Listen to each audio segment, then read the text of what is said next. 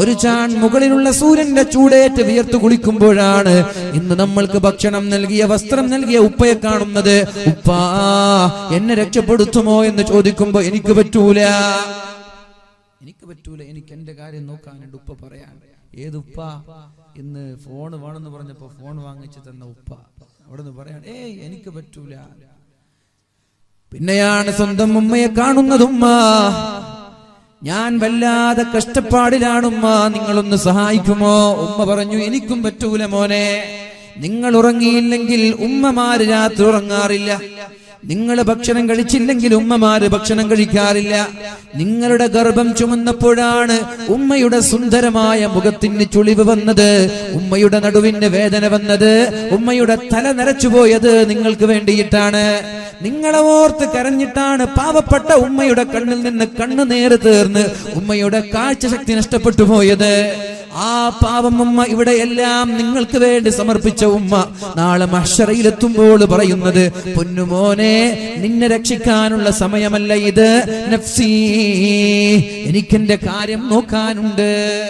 ഉപ്പ കൈവടിഞ്ഞു, ഉമ്മ കൈവടിഞ്ഞു, ജ്യേഷ്ഠാനുജന്മാര് കൈവടിഞ്ഞു, മക്കള് കൈവടിഞ്ഞു, എല്ലാവരും കൈവടിഞ്ഞപ്പോ കൈവടിയാത്ത ഒരാളുണ്ട്, അതാണ് മുഹമ്മദുർ റസൂലുള്ളാഹ്. എല്ലാരും കൈവടിയും, ഒരാളും തിരിഞ്ഞു നോക്കൂല. ഉമ്മ ഉപ്പൊക്കെ കഴിഞ്ഞിട്ടാണ് ആദം നബിയുടെ അടുത്ത് പോ, ആദം നബിയെ ആദം ഉപ്പാപ്പ ഒന്ന് രക്ഷിക്കുമോ? എനിക്ക് പറ്റൂല. നൂഹ് നബിയെ ഒന്ന് രക്ഷപ്പെടുത്തുമോ? എനിക്ക് പറ്റൂല. ഇബ്രാഹിം നബിയെ നിങ്ങൾ അള്ളാഹുവിന്റെ ചങ്ങാതിയല്ലേ, നിങ്ങൾ അള്ളാഹുവിന്റെ സുഹൃത്തല്ലേ, മുത്തുനബിയുടെ ഉപ്പാപ്പയല്ലേ, ഒന്ന് രക്ഷപ്പെടുത്തുമോ? മൂസാ നബിയെ ഈസാ നബിയെ ഒന്ന് രക്ഷപ്പെടുത്തുമോ എന്ന് പറഞ്ഞപ്പോ എല്ലാവരും കൈമലർത്തി നമ്മളെ തിരിച്ചേക്കുമ്പോ ആ ചുട്ടുപൊള്ളുന്ന ഭൂമിയിൽ അള്ളാഹുവിന്റെ ഹബീബ് സുജൂദ് കിടക്കുന്നത് ആർക്ക് വേണ്ടിയാണ്? ചെറുപ്പക്കാരാ, ആർക്ക് വേണ്ടിയാണ് ആ സുജൂദിൽ കിടക്കുന്നത്? നബിതങ്ങൾക്ക് വേണ്ടിയിട്ടാണോ? നബിതങ്ങൾക്ക് അതിന്റെ ആവശ്യമില്ല. നബിതങ്ങൾ എന്ന സ്വർഗത്തിലാണ്. ആർക്ക് വേണ്ടി? നമ്മൾക്ക് വേണ്ടി. തിരിച്ചറിഞ്ഞുകൂടെ ഈ സ്നേഹം വൺ വേ ആയിക്കൂടല്ലോ. ആ സ്നേഹം വൺ വേ ആണ്. ഇങ്ങോട്ടേ സ്നേഹിച്ചിട്ടുള്ളൂ, അങ്ങോട്ട് നമ്മൾ സ്നേഹിക്കുന്നില്ല.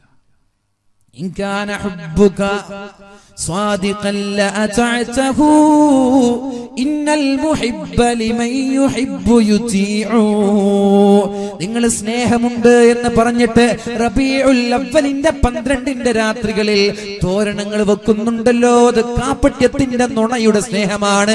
ആ സ്നേഹത്തിൽ അല്പം പോലും യാഥാർത്ഥ്യമില്ല. ഉണ്ടെങ്കിൽ രാത്രി മുഴുവനും തോരണങ്ങൾ ഉണ്ടാക്കി ഡെക്കറേഷൻ വെച്ച് സുബഹി നിസ്കരിക്കാതെ കിടന്നുറങ്ങാൻ എങ്ങനെ പറ്റും ഒരു ചെറുപ്പക്കാരന്?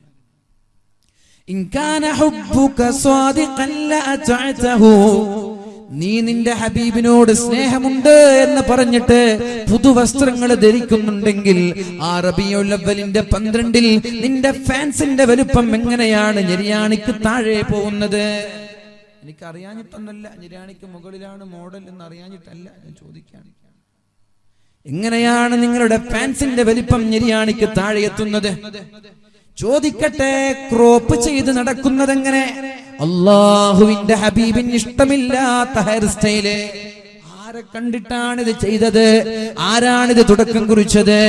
ആരാണ് ഈ മോഡൽ നിനക്ക് പഠിപ്പിച്ചു തന്നത്? നിന്റെ ഹെയർ സ്റ്റൈൽ ഉണ്ടല്ലോ, ഇവിടെ മാത്രം ക്രോപ്പ് ചെയ്ത് പൂവൻകോഴിയെ പോലെ നിന്റെ മുൻഭാഗത്ത് മാത്രം മുടി വെച്ച് നടക്കുന്ന ചെറുപ്പക്കാരാ, നീ നിന്റെ ഹബീബിനോട് സ്നേഹമുണ്ട് എന്ന് പറഞ്ഞാൽ അത് പച്ച നുണയാണ്, കല്ല് വെച്ച നുണയാണെന്ന് പറയാൻ ഞാൻ ഇവിടെ സന്നദ്ധത കാണിക്കുകയാണ്. നിന്റെ സ്നേഹം ആത്മാർത്ഥതയുള്ള സ്നേഹമല്ല, അത് കാപ്പട്യത്തിന്റെ ലക്ഷണങ്ങൾ കാണുന്നുണ്ട്. അത് കള്ളമാണ്, അത് നുണയാണ്, അത് വിശ്വസിക്കാൻ പറ്റൂല. നിനക്ക് നിന്റെ ഹബീബിനോട് യഥാർത്ഥ സ്നേഹമുണ്ടെങ്കിൽ നീ നിന്റെ ഹെയർ സ്റ്റൈൽ അങ്ങനെ ആക്കൂല. നിനക്ക് സ്നേഹം ആരാ? ക്രിസ്ത്യാനോ? ആരാ ഹെയർ സ്റ്റൈൽ ഉള്ളത്? ആരാ കളിക്കാരോ? അവരെ പോലെ അവർക്ക് വേണ്ടിയിട്ടാണ് നീ ജീവിക്കുന്നത്. നിന്റെ ജീവിതം ഓൺലി നീ ചെലവഴിച്ച് നിന്റെ ഈ കളിക്കാർക്കും സിനിമക്കാർക്കും വേണ്ടിയിട്ട്. താടി എല്ലാ ചെറുപ്പക്കാർക്കും ഇന്ന് താടിയാണ്. ഉസ്താദുമാർ എത്ര കഷ്ടപ്പെട്ടിട്ടാ വേദ പറഞ്ഞ പണ്ടൊക്കെ, താടി പഠിക്കരുതേ, താടി പഠിക്കരുതേ. ചെറുപ്പക്കാർക്കൊക്കെ ഇന്ന് താടിയാണ്. നിബിധങ്ങളോടുള്ള സ്നേഹം കൊണ്ടാണോ? ആണെന്ന് പറയാൻ പറ്റുമോ? ആ താടി നിബിധങ്ങളോടുള്ള സ്നേഹം കൊണ്ടാണെങ്കിൽ നിമിഷങ്ങൾ, ഓരോ നിമിഷങ്ങളും നിങ്ങൾക്ക് കൂലിയാണ്. ആ താടി അല്ലാതെ മറ്റുള്ള ആളുകളെ കണ്ടിട്ട് വെച്ചതാണെങ്കിൽ ഒന്നും കിട്ടൂല, ഒന്നും കിട്ടൂല. ഒരു പക്ഷേ കുറ്റമായിരിക്കും അതുകൊണ്ട് കിട്ടുക. അതുകൊണ്ട് എന്നെ ചെറുപ്പക്കാരാ, അല്ലാഹുവിന്റെ ഹബീബായ മുത്ത് റസൂലുള്ളാഹ് ആ ചുട്ടുപഴുത്ത ആ ചെമ്പിന്റെ ഭൂമിയിൽ സുജൂദിൽ കിടക്കുന്നത് ആർക്കു വേണ്ടിയാണ്? ആർക്കു വേണ്ടിയാണ്? അല്ലാഹു പറയാണ്, നബിയെ തല ഉയർത്തണം. അല്ലാഹുവിന്റെ ഹബീബ് തല ഉയർത്തുമ്പോൾ പറയുന്നൊരു ഡിമാൻഡ് ഉണ്ട്. അല്ലാഹുവേ, ഞാൻ തല ഉയർത്തണമെങ്കിൽ എന്റെ സമുദായത്തിലെ ഒരാളും നരകത്തിൽ കിടക്കാൻ പാടില്ല. എന്റെ സമുദായത്തിലെ ഒരാളും നരകത്തിൽ കിടക്കാൻ പാടില്ല. അല്ലാഹു സമ്മതിക്കുകയാണ്. എന്നിട്ട് നബി തങ്ങൾ പറയുന്ന ഒരു വാക്കുണ്ട്, ഇല്ലാ മൻ ഹബസഹുൽ ഖുർആൻ. ഞാനങ്ങനെ അല്ലാഹുവിന്റെ സമ്മതത്തോടെ നരകത്തിൽ പോയി കൈപിടിച്ച് സ്വർഗത്തിലേക്ക് കൊണ്ടുപോകുമ്പോ പരിശുദ്ധ ഖുർആൻ ഓടി വന്ന് തടയും, നബിയെ ഇയാളെ കൊണ്ടുപോവാൻ പാടില്ല. ആലോചിക്കണം നമ്മൾ. അല്ലാഹുവിന്റെ ഹബീബ് പറയാൻ, ഞാൻ എന്റെ സമുദായത്തിലെ അവസാന അംഗത്തെയെങ്കിലും സ്വർഗത്തിലേക്ക് കൊണ്ടുപോവാൻ ഞാൻ പോകുമ്പോ അവിടേക്ക് പരിശുദ്ധ ഖുർആൻ കടന്നു വന്നിട്ട് തടയും. നബിയെ, ഞാൻ അനുവദിക്കൂല. ചില ആളുകളെ ഖുർആൻ തടയും, ഞാൻ അനുവദിക്കൂല. എന്തേ? ജീവിച്ചിരിക്കുന്ന സമയത്ത് പരിശുദ്ധ ഖുർആൻ എടുത്ത് ഓതാൻ സമയം കണ്ടെത്തിയിട്ടില്ല, ഖുർആനിനെ ആദരിച്ചിട്ടില്ല, ഖുർആനെ ബഹുമാനിച്ചിട്ടില്ല. ഖുർആനുമായി ബന്ധപ്പെട്ട വിഷയം ഇൻഷാ അല്ലാഹ് 27-ാം തീയതി നമ്മൾക്ക് വളരെ വിശാലമായി സംസാരിക്കാൻ തോന്നുന്നുണ്ട്. ഓൺലൈൻ നൽകുന്ന നമ്മുടെ ഫിദ ഖദർ സാഹിബ്. അപ്പൊ ആ ഒരു വിഷയം നമ്മൾ ശ്രദ്ധിക്കണം. അല്ലാഹു തൗഫീഖ് നൽകട്ടെ. ഞാൻ ചോദിക്കുന്നത്, അല്ലാഹുവിന്റെ ഹബീബ് സ്വർഗത്തിലേക്ക് കൊണ്ടുപോകാൻ വേണ്ടി നബി തങ്ങൾ പോകുമ്പോൾ നബി തങ്ങളെ പോലും ഖുർആൻ തടഞ്ഞു വെക്കുന്നതാണ്. ഇല്ലാ മൻ ഹബസഹുൽ ഖുർആൻ. ഖുർആൻ അല്ലാഹുവിന്റെ ഹബീബേ, ഇവരെ നരകത്തിൽ നിന്ന് വിട്ടുതരൂല എന്ന് ചില ആളുകളെ കുറിച്ച് പറയുന്നുണ്ട്. അവരാരാണെന്നറിയുമോ? പരിശുദ്ധമായ ഖുർആൻ ബഹുമാനിക്കാത്തവർ, ഓതേണ്ടതുപോലെ ഓതാത്തവർ, പഠിക്കേണ്ടതുപോലെ പഠിക്കാത്തവർ. എന്തേ പഠിക്കാത്തത്? എന്താ ഖുർആൻ പഠിക്കാത്തത്? ഇംഗ്ലീഷ് അറിയുന്നില്ലേ? ഹിന്ദി അറിയുന്നില്ല? കാസർഗോട്ടുകാർക്കൊക്കെ ഹിന്ദി അറിയാം. എന്താ അറബി പഠിക്കാത്തത്? ഇംഗ്ലീഷ് അറിയാലോ, എന്താ അറബി പഠിക്കാത്തത്? ഞാൻ പഠിക്കാൻ അവസരമുണ്ടായിട്ടില്ല എന്ന എക്സ്ക്യൂസ് സ്വീകാര്യമല്ല. അത് ആക്സെപ്റ്റ് ചെയ്യുന്ന ഒരു കാരണമല്ല. കാരണം പഠിക്കാനുള്ള സൗകര്യം നമ്മുടെ മുമ്പിലുണ്ട്. അറബി എങ്ങനെ പഠിക്കാം? യൂട്യൂബിൽ ചെന്ന്, നെറ്റിൽ ചെന്ന്, ഇന്റർനെറ്റ് സൗകര്യം. ഇംഗ്ലീഷ് പഠിക്കാൻ പ്രത്യേകമായി വാട്സപ്പ് ഗ്രൂപ്പൊക്കെ ഉണ്ടല്ലോ. എന്താ അറബി പഠിക്കാൻ അങ്ങനെ ഒരു താല്പര്യം കാണിക്കാത്തത്? ഖുർആൻ ഓതാനല്ല പറഞ്ഞത്, ഖുർആൻ അർത്ഥം ആലോചിച്ചോതാനാ പറഞ്ഞത്. ഡോക്ടറുടെ സമീപത്ത് ചെന്നിട്ട് ക്യാൻസറിന്റെ അസുഖമുള്ള ഒരാൾ മരുന്നുമായി വീട്ടിലേക്ക് വന്നിട്ട് ആ മരുന്ന് നോക്കിയാൽ അയാളുടെ രോഗത്തിന് ശിഫ ലഭിക്കുമോ? ഹോസ്പിറ്റലിൽ പോയി മരുന്ന് വാങ്ങി വീട്ടിലേക്ക് വന്നു, മരുന്ന് ഇങ്ങനെ നോക്കി നിന്ന രോഗത്തിന് ശിഫ കിട്ടുമോ? കിട്ടൂല. ഇനി പോട്ടെ, ഡോക്ടർ തന്ന മരുന്ന് ഓരോന്നിരുന്നെടുത്ത് വായിച്ചതിന്റെ ലിസ്റ്റും വായിച്ച് അത് കുടിക്കാതെ റൂമിൽ വെച്ചാൽ ഏതായാലും ശിഫ കിട്ടൂല, അല്ലെ? ഇനി കുടിച്ച് എങ്ങനെ പറഞ്ഞതുപോലെല്ല കുടിച്ച്, രാവിലെ കുടിക്കേണ്ടത് വൈകുന്നേരം കുടിച്ചു, വൈകുന്നേരം കുടിക്കേണ്ടത് രാവിലെ കുടിച്ചു, ശിഫ കിട്ടുമോ? കിട്ടൂല. എന്ന ഖുർആൻ ഓതേണ്ടത് അർത്ഥമാലോചിച്ചിട്ടാണ്. അങ്ങനെ ഓതുമ്പോഴേ അതിന്റെ യഥാർത്ഥ ഫലം നുകരാൻ നമുക്ക് പറ്റുള്ളൂ. കൂലിയൊക്കെ കിട്ടും, കൂലി കിട്ടൂല എന്ന് ഞാൻ പറയില്ല. ഖുർആൻ അർത്ഥമറിയാതെ ഒരാൾ ഓതാണ്, അവർക്ക് കൂലി കിട്ടൂല എന്നൊന്നും ഞാൻ പറയില്ല. പക്ഷേ ഇങ്ങനൊരു ഹദീസ് കാണുന്നുണ്ട്,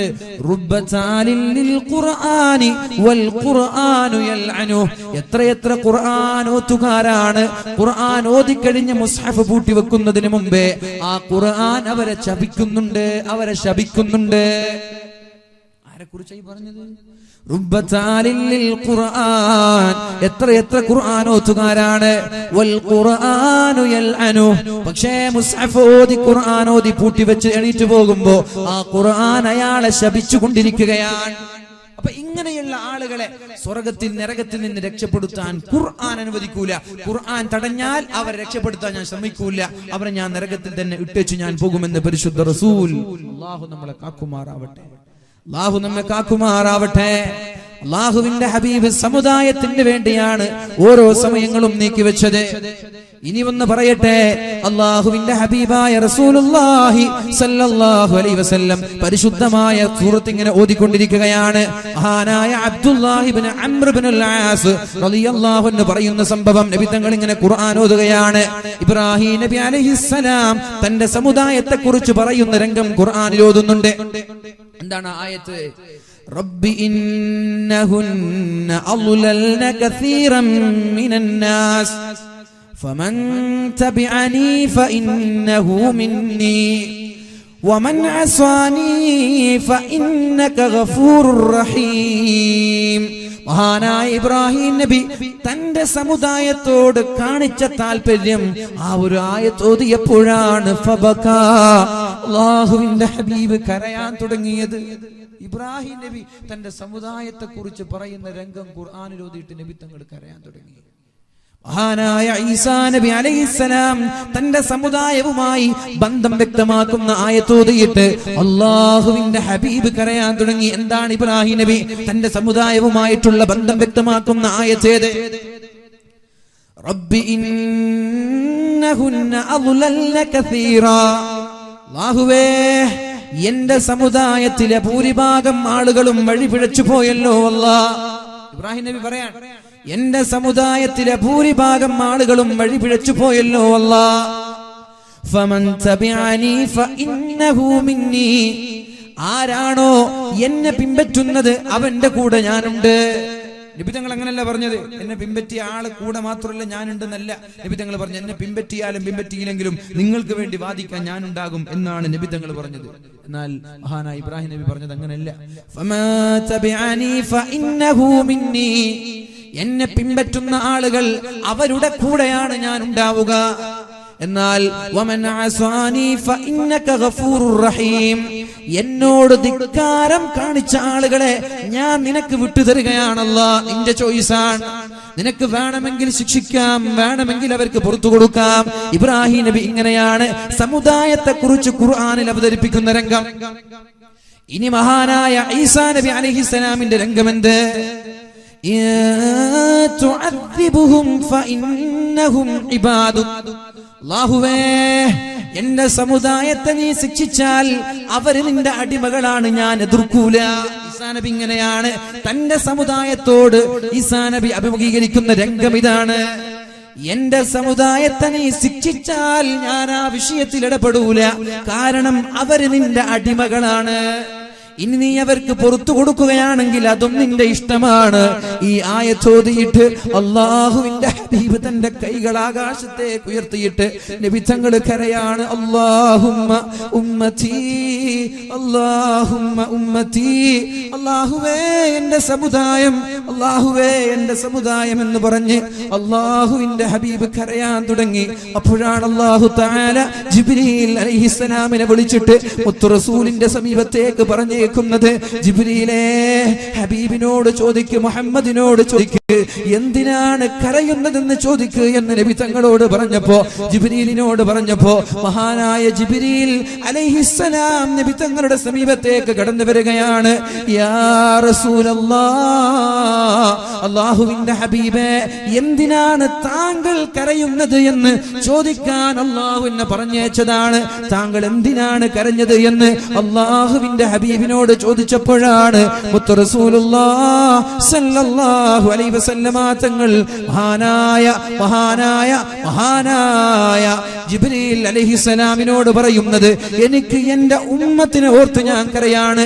ഞാനിങ്ങനെ പറയില്ല, എന്നെ പിൻപറ്റിയ ആളുകളെ മാത്രം നീ രക്ഷപ്പെടുത്തിയാൽ പോരാ, അല്ലാഹുവേ എന്റെ സമുദായത്തെ മുഴുവനും നീ രക്ഷപ്പെടുത്തണേ എന്ന് മഹാനായ റസൂലുള്ളാഹി സ്വല്ലല്ലാഹു അലൈഹി വസല്ലമ തങ്ങൾ സമുദായത്തിന് വേണ്ടി കരഞ്ഞിട്ട് അല്ലാഹുവിലേക്ക് കൈയുയർത്തി ചോദിച്ചപ്പോഴാണ് ജിബ്രീൽ അലൈഹിസ്സലാം അല്ലാഹുവിന്റെ കോടതിയിലേക്ക് ചെല്ലുന്നത്.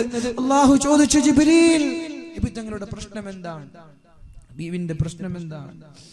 മഹാനായ ജിബ്രീൽ അലൈഹിസ്സലാം പറഞ്ഞു, അല്ലാഹുവേ ഉമ്മത്തിന്റെ കാര്യമോർത്തിട്ട് കരയാണ് നബി തങ്ങൾ, സമുദായത്തിന്റെ കാര്യമോർത്തിട്ട് കരയാൻ. അപ്പോഴാണ് അല്ലാഹു തആല ജിബ്രീൽ അലൈഹിസ്സലാമിനോട് പറഞ്ഞേക്കുന്നത്, മുഹമ്മദിനോട് പറഞ്ഞേക്കണം, ഇന്നാ സനുർദീക ഫീ ഉമ്മതിക, നിങ്ങളുടെ സമുദായത്തിന്റെ വിഷയത്തിൽ ഞാൻ നിങ്ങളെ തൃപ്തിപ്പെടുത്താം. സമുദായത്തിന്റെ കാര്യത്തിൽ നിങ്ങൾക്ക് ടെൻഷൻ അടിക്കേണ്ട ഒരു അവസ്ഥ ഉണ്ടാവൂല. നിങ്ങൾക്ക് തൃപ്തി ഉണ്ടാകുന്ന ഒരു കാര്യം, ഒരു വിഷയം അല്ലെങ്കിൽ ഒരു സാഹചര്യം ഞാൻ ഉണ്ടാക്കി തരാം. നിങ്ങളുടെ ഉമ്മത്തിനോർത്തിട്ട് നിങ്ങൾ കരയണ്ട.